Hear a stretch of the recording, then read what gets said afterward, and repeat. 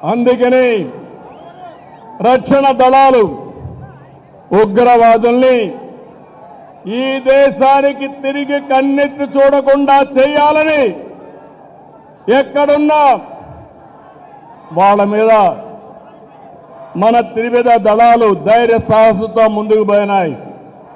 ప్రపంచ చరిత్రలో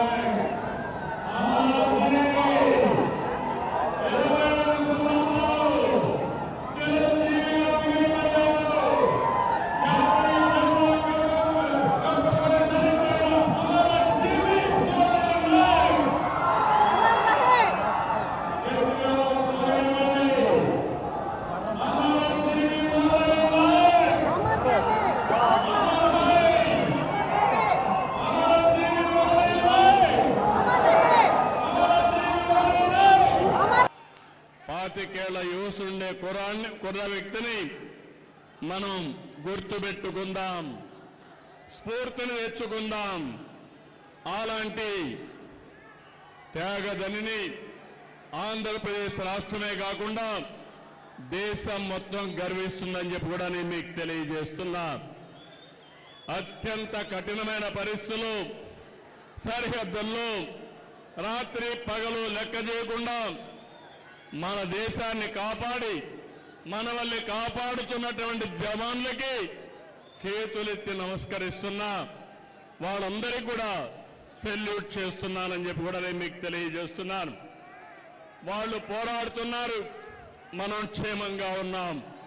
ఈ విషయం మనం గుర్తుపెట్టుకోవాల్సిన అవసరం ఉంది.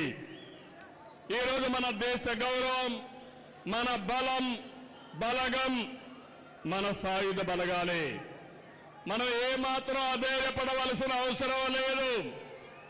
ప్రధాని మోడీ గారి సంకల్పం ఉగ్రవాదులు ఎక్కడున్నా, ప్రపంచంలో ఎక్కడ దంకున్నా వాళ్ళని తుదమెట్టిచ్చే విధంగా ముందుకు పోయేదానికి చాలా దృఢ సంకల్పంతో ముందుకు పోతున్నారు. ఈ ఆపరేషన్లో మన సైనికుల ధైర్యం చూశాం, సామర్థ్యం చూశాం, మనం తయారు చేసుకున్న ఆయుధాలని మనం చూశాం. ఈరోజు ప్రపంచ దేశాల్లో భారతదేశం యొక్క ప్రతిష్ట పెరిగే పరిస్థితి వచ్చింది. పొరుగు దేశాల్లో ఉండే శత్రువుల గుండెల్లో రైళ్లు పరిగెత్తించే పరిస్థితి వచ్చింది.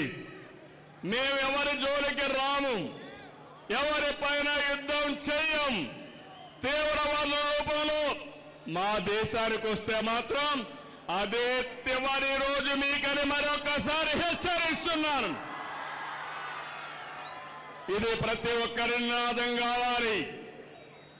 ప్రతి ఒక్కరు కూడా అవసరమైతే ఎలాంటి త్యాగానికైనా సిద్ధమవుతామని చెప్పాల్సిన తరుణం ఇది.